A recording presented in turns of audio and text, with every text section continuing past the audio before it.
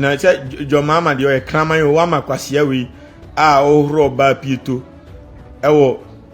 Wagyimi kura na so no on na control a we aboa Kevin Taylor kraman we na nkyere wo de ya se Wagyimi ene jo mama oni twa asere wate se Kevin Taylor se employ fake doctors now the America de akire jobi Wagyimi too much. Enti chebia na bro video me kire wo se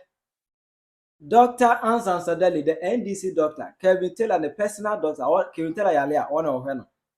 My bro video say Mahama are revoking appointment after say a free for any exposé by and say, yeah, checks, background checks, near confirm say they be gay, you know, or your doctor baby, even Ghana and US or your doctor baby. Mahama are revoking appointment. Now, any mono, and not Twene Jonas, the almighty Twene Jonas. Wabe fire Mahama party, Kevin say Mahama. I didn't know what I dream. No ma Kevin Taylor was young penny way. And I tell nipa man appointment. Oma Kevin Taylor will do your Wagyimi for we, tell nipa man position, and the moody, Twene Jonas, one fan spare Mahama, Wakika Bipa, Edia Trend, a high Penyah media. That's what I say any over I keep it in another room. I want subscribers and look at the cable notification conflicts habits. Now better the white and the Abame or comments, as much as possible. Now she will want to be ashes. It following, enquiries among for MK to the life of Ansan Sadali, the self-acclaimed doctor. They got to social media, a little fake life, opposite videos. I the video say our kitchen or no one fee. I know the got that. I want to say the doctor for office. I know dim kwasia semo. Mommy, you stop. Stop it! Thank you, mommy. Go put this down in the kitchen and come back. Go put it in the kitchen. No. Go put it in the kitchen now. No, mommy. Hurry up. I want it. Take it to the kitchen. Hurry up. No, I want it. Chicken. Kitchen, not chicken. I say any power or submitting fake CVs, any particulars to Mahama. I will claim say we Johns Hopkins University in 2015, 20th December 2015, we honor was our called American Board of Medicine then from 2016, 2019. Why just say and name a lady pass settings. And when Mahama got this series, they couldn't make any background check, in-depth check. And also man of position say okay, you my appointment. But I NHIA, National Health Insurance Authority, Rebecca board will be the 15-member board, Rebecca will be just like that, Rebecca will be. And I say expose eba a free for expose there's a Ghana Medical and Dental Council for omunim gateway, omuche system so onim on your doctor or your report called Johns Hopkins University Zomsi Debbie omunim gateway. I say I was say Mahama edit fed any new to Mahama Edinburgh for Abashana. The Eba is the Kevin Taylor appointment and call Beji. That's what they gave me. A question and as a Kevin Taylor gave me play some stupid game on the internet. Now to you agents Mahama Sebi or Yaquasia. Sebi, Mahama Yaquasia. Pass out to me to Kevin Taylor throw the Bay party. And Mahama de Sebi or Yaquasia. Now we say now we must start yen say sika for playing. Ivan Kushi or say Kevin Taylor forced Mahama to appoint fake doctor to my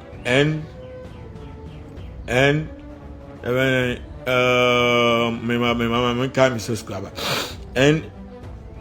NHIS, and they did so. She's now a member of and na your mama de kraman yo wa makwasia we a ohro ba pieto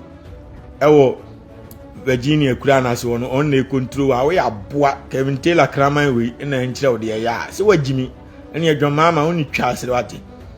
se Kevin Taylor se employ fake doctors now the America de akire jobi Wagyimi too much suadwuma suanyansa Wagyimi dodo aboa we kraman ba we na akire wo de ya we aboa wo be feli suanyansa Kevin Taylor onim nyansa nko ba bruchi nko onye ye tise me wa hu obi onim nyansa bedu land of opportunity na abekwa akosomtwe aboa wana bia abeje $50 wosi da bi Wagyimi meti oba fie na mentwe ne mako school nya aboa enu akra boy bi frame manya gebi obviously you are jumping comment me gusu American comment obi anko subscribe afa comment bra men kan akwa bi frame manya gay ne ho fe but o ya abomwan na msi odwan the first o ya abomwan no a red flag men konko Wagyimi uba dibina ko baby because abomwan wo ware na da bia akra ne papa be ba be fa na kodi no ayesi ayi so de akra ne ko birthday bia si so de akra ne ko o kwa wuntimi nkase mi kodi me yirachi ma yakọ mekura ho da bi obeja abaya na ma onu ade akra na ko so de ko ma na busianfo okwa ade besa no ntime mba kwasia ne bedi no oba be ka kire o mekoy no peso ne me dance man fi no na mpia ne to ba bi oboa kwasia na di no ntime ka kire aboa ne se wanya sika to obi a kwasia bi anyem ne da enya wo fault se abaya wasiso kata ohusie na wantimi ankata no abai otwem na nkofu odi no awo nkwase ama enye wo fort ono nini se na omantini ye no wantimi antwen se be ma me ware no no ada wa man nkofu adidi na mo anyem enti nya wo na akwa nkwase adwuma enti kem tela aboy so onim nyansa kanya na abetwe broni bi ma akosku ama no broni na wo ne ma na ni kunu antimi ahwe na ni kunu antimi ne na ntena nya wo na oba betena wo se Wagyimi nti mafiri Ghana ba me beba be pesika abe creative fortune life better life amame no nyame na me betena dem na me nya adwuma na me ti wa homa che me sore na me ko adwuma me sore broni no ko adwuma na ma sore anu aduane ayeden abo ne ma pampers abo moto powder na maso ma ko school na mo pon school amakwa akofo ma ba fie me bedru fie amanu aduane amoma ansana ma betena basement ebetwantro what you say it does it obi say open your fridge sao na me miye me fridge nchira mo na mo me fridge no light num da anye dum so ni ha your mama Ghana for you the dum so ko am nti obey steady me fridge ni drinks nkwa na me we say kwadu asay no ena me bro ni bi de be ayi ma me pano ena me ko fi okoji ye friend banana bread ena nkosianie ena me drinks ena we say African nuane ayi nkwan ena mama be say me di healthy food ena mama bro ni bi asua nkwan ye YouTube video onza me ni abrofo na tintimi hu bibini wa ha onza me scan mi ntwe nkotena bia bibifu ate nyasa ameka akurasi wa mbeba bitu koba na dwane ana mbeba be abetu ka na dia akoma ya akronfo enti me wonya sika wa brucha ntment na bia bibini ti ade se otena escafom e won so de $1 million mansion ko ha enti meti escafom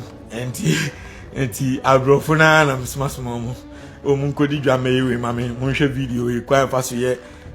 light soup kwa faso ye makonkwan no ma hwa no my broni so the only nyansa smart otimi hwa ade ne keke onu atimi aye the same thing e tasty good crache sister kosia any afia brewer on my no aduane for 20 years oh my lifetime broni de na osia na ya no wetimi aye amana ye dacho kufo dey smart hey yami shall be as otie no kre eti with that being said, let's get into it. Your mama doom son on her son na jai doom son na wow. But I say ti aboa no me man nkyere de ye why ya de say be ya ofeli ni edu atema ofeli a obi ankodi kemtela atema uno mbe du atemti o kase sise hyewofo be hyehye position now the jimi udi aboa we achi na utie no because ahyewo ni na manisika enti dada your mama no man post na ana o dada na o man post a ofeli a wona o your mama na ebedu atem. What I say ti mesrew last hour we no ye hard na ye adwuma ye deliver na Ghana for modi what you say ntina na me ka che say sika $200 million a wo say dollars wo say ya so dey cost supply pad e dey aba ma ya dey akato mo twani no ni nyina nyansa bia ni but wo dey say sika na e bie factory bi si ba bi na on din da so your mama company of this no akase bia mefa 80% of ema ewo adwuma no office work ni nyina na mafa hard work no labor ni ba bia heavy duty ni mafa mema 20% oba na wafa no benya sika because obetua ne ka no dia topa da kata ne twani eno mo makes more sense than say wo di sika na obetimi dia bia adwuma no ko supply pad e dia ma mo so mfa nkata mo twani e ba say Mr. Padman etwe mfaso bia ni so obeje ni nguase daache Ombeka se o mampanyin we buy ni Jimmy obesom twe but obi adwuma ye beka se mampanyin we buy no onim nyansa obi factory wa ha obi we wa ha obi wa anti think twice because the same amount of money are the supply pardon the same amount of money can open jobs for the people and the people voted for you for jobs they didn't vote for you for pad obi anwa wo ye campaign o ka kire nse obebre ni twe ni ba pad anko beto abama obi anim se obebi adwuma na ama ni ntino to abama what I say to Mr. Padman Mr. Say one here ya a double cut down for if you have the money why waste the money for stupidness use it to do something that will benefit the nation. Who near my channel? I mean here comment ever Gushi Gaddafi say why is it that government doesn't do background check research before appointing someone into office? Appoint fake doctor and school she said she completed in US wrote to them that they don't recognize her. Your mama they say oh nam and the abaya no a fake doctor and now I employ into obe wo nkofo ma pania kuomo on sa no ma we nyina no say who confer obi wo claims to akwa bruchi school ayi Ghana for na omo ye doctors o ma wie medical school employ them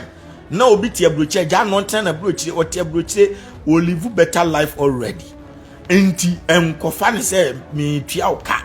sorry free abruchi o bla Ghana for doctors na wie school go omo nya adwuma nye eno na ya na menti bibi ni ase no evaluate what you have in your nation. And until na obukuja to abrakwa ni tiru se kura na nka me pena ta na pampam no se me se Ghana nurses and doctors di o makoma Jamaica for mwa no na kwasia wo ofa kwasia mpanyini konya accident a okoduru hospital kwa lebu g na doctor ni ho a wada ho awu na asesen a Wagyimi ese mwa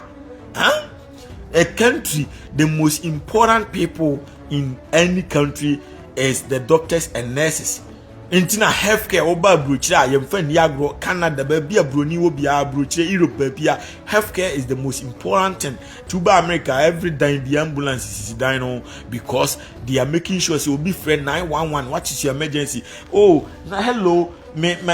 tia konya so no mati ahwe 911 automatically the call ending of the call and the arrival of the EMT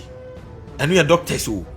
is simultaneously o free call o end the call na automatically na doctors na drugate no. This is a better system and they are saving millions of lives every single day. There be mo de Wagyimi yensisa ye nurses ni nkoma Jamaica for tikwa bo kuja to abra kwasia sa contract no kan ko twa contract ni Wagyimi no do kan ko twa contract ni Wagyimi no do. Nurses are very important to the nation. Esisa only doctors in nkoma Jamaica for mo bi o ma no mo wi no mbewu a enye yasem o ma hihie o mo wi no mbewu a enye yasem Ghana ko saman boy fa body betum chok ukuko nkurase a doctor kura eni bi o nurse ni wanti if you have too many doctors and nurses send them to those villages local clinics small villages from kogu ono mutiti nipa. That is what we call government, proper government. But send me the good resources of my people no e koma country for no mo ya mwa ti jo mama tie no kra okuda Twene Jonas friend ti an ka chen say doctors are very important. Akra tukumasi accident e si anopetu anwuna ye twe domini diom koduru hospital nurse ni ho doctor ni no mawu edi entia because ye nyampanimfo o mo ye nkwasiafo ti se okuda to abra kwamo no matwe ye nurses ni nyina de co partnership no mo makoma ayifo Slovakia fo no mo de bia koma ayi Jamaica fo no mo de bia koma because ye mwa and just make sure you think sensibly. Na doctors ni keep them in the country. Na sika na amode ma aberwa no a wawie no je na no yento aba ma mu je na I know ne nam Ghana ho man ko fa wanfro private jet bia nkotua $50 million anko da hotel bia wa brochi anko sa no ya de NDC for mu afiafin mu opposition obi amfa private jet amfa je na enye na mo aba no na oyare na mo be westi esika nkwasiafo enno ma hu se mo de Jimmy akotena se o na Ibrahim Mahama na de ne ko yemo ye moa je na anane nam ga na ho na mu opposition ade na Ibrahim Mahama amfa private jet amfa na nko hospital Abuche da ma ban ba na Ibrahim Mahama e de na ekwa Abuche mu ka se Jimmy on kwasi afo the same akufo adu Jimmy no odware o play mu no eno an ma me ne Jimmy bi enti se mo ye sa o man na nko nanim. If you become like MPP, then the difference between money and MPP ni dini keke na asisa. Na say the same Jimmy amamuo na mu bebu. Uwo sika de kotua private jet ama kwasi broni adan sikani. Adan na umfa se sika no enkra machines papa na maame ni ko hia wa bruchi no emma Ghana ho na doctors no say training 6 months na mo de omko na mo training how to operate the machine na mo the machine bi aba unsu krom na unsu ye nipa na wo yale anya fe na akotena play mu 9 hours 10 hours there be wonante ya wawura hospital oni a check you. That is what we call human being. But say wo no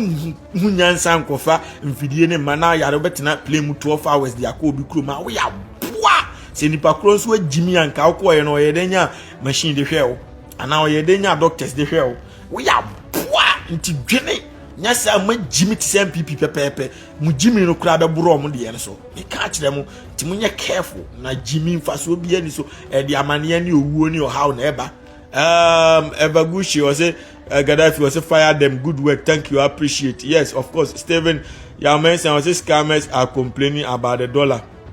I'm from Kwasi Ankono Mkope Jumanye. No munya scamming and bibini ya cromfo too much. And until I make an her moya sa mwaye. Oh, I could for the money. I don't mean Ghana for to Abama mo NDC for Mena Ghana ni be TMU. Where Kevin tell a boy your money so NDC ni.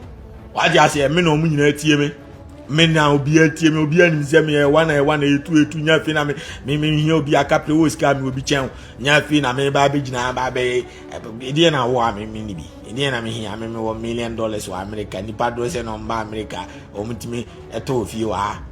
me ba America 10 years I own a lot of mansions upon mansion and die na me hi afi wo bibi ni ho me hi ahwe fi ho me pese ye fi kuro yeye. What I say, me pesi ensu kuro yeye te say enra lecture e dane dem na nipa boni ne abeyi no no mo akotwitwa no mo asie no sa nkwase no mo we nyina abruche bi ntimi nsida so obi betimi aba obi fie no mo atwitwa no a moment ya nipa no obi ba na onim no na ofre police 911 instantaneously na police adru gate ano. I'm telling you the fact, the security is intact. Ghana police for no afro no ye de ne cow enti ene sa na tie de afa taxi braha wo no a wo wu na wo hia wo no on fa taxi wo hen akromfo aba ne so nipa bonefo aba ne so mu kunu no ono nsan fa taxi no obetimi afa taxi anko ofre wo police no so hia moa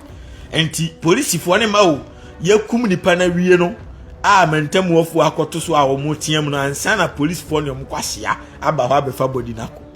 Won ti sa no ma we nyina ese tuotwa ese tabia ye police patrol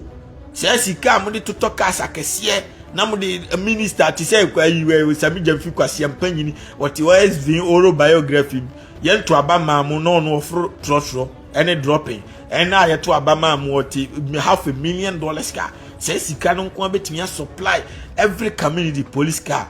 Won no matoto patrol cars amom no mo nam patrol. Enti moment ya call beba no America car no otim da dantie no ase wa bawura fie so munsue nyansa ne nya ise da bibibi ni di Wagyimi nti da bia Jimmy na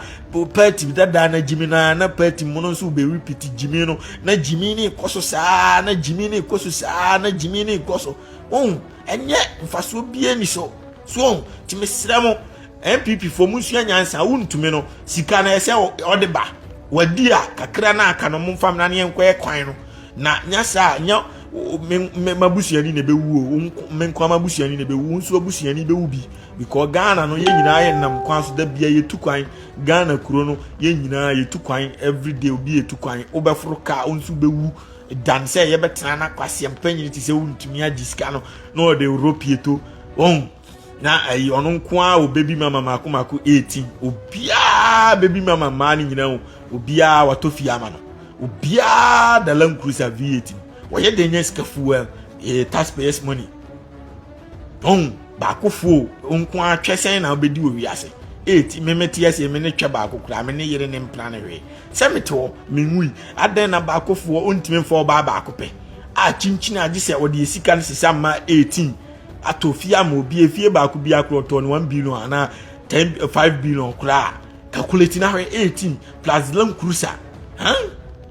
ansana obia so o made wo fie ho baby mama fo no obia o made na o mine ye bre we are suffering all because of say empanimfo na Jimmy keke na ba ko fo say sika sa no mine nyina bre okwa obi so kaya yo ne ehia ne e charge no ona driver ni yere na police for yere no se wa mpaki ye ontua sika na police for tenikam na kronfo tachi amoa untumi awie sika se sika no fortune beteki Ghana be years upon years and senior timi anya sika no nam ho ne ntimi nche no ne yekofa na wanya yesanya politicians akronfo no mo se bebo defense ama kronfo no what kind of Jimmy is this?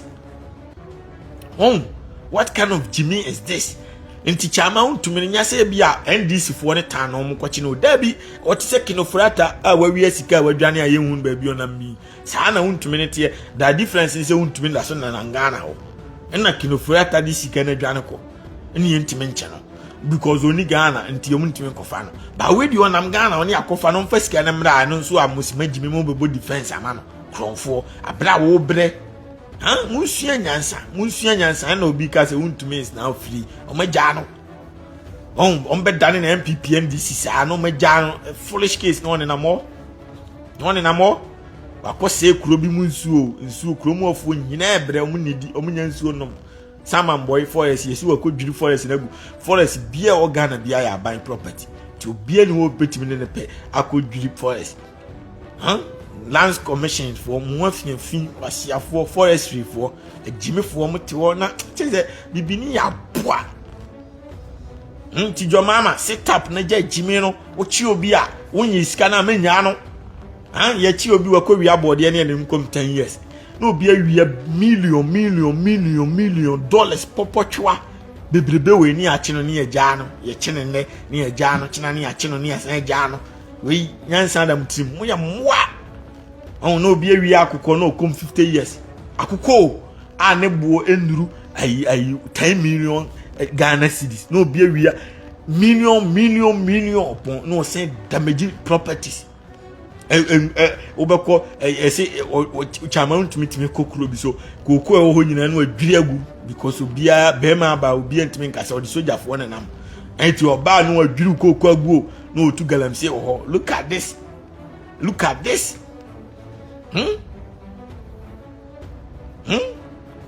Obviously, I like Twene Jonas no matter what. I have done your t-shirt. Thank you. I appreciate you. You are the best. God bless you. Oh my Ghana first. Maybe I'm not here for any party because at the end of the day, party be baby area. I'm here for Ghana people.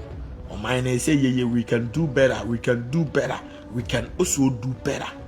Chama un to me fie more than 100. Ba ko pe aye kwache no fie no eti said ye wura secondary school ne kakraka efie no nyina ye mfuturo but wanya sika di yeden asi dan kakraka oba wanya sika ankwankwa ye kan na wagi sika se so ye no efie ba ko pe o ni fie no mesi abro be de ho obi won kan obi osunyan obi kumase de uncountable but obi a ye nto aba ma MPP no ohoroka obonsu mene nyina ne nam eti sesa me jamfi a ne ye nya nto aba ma no ne nam Ghana ona ote ne ofa nchen ene sami jamfi onu su oni mansion so eti se moye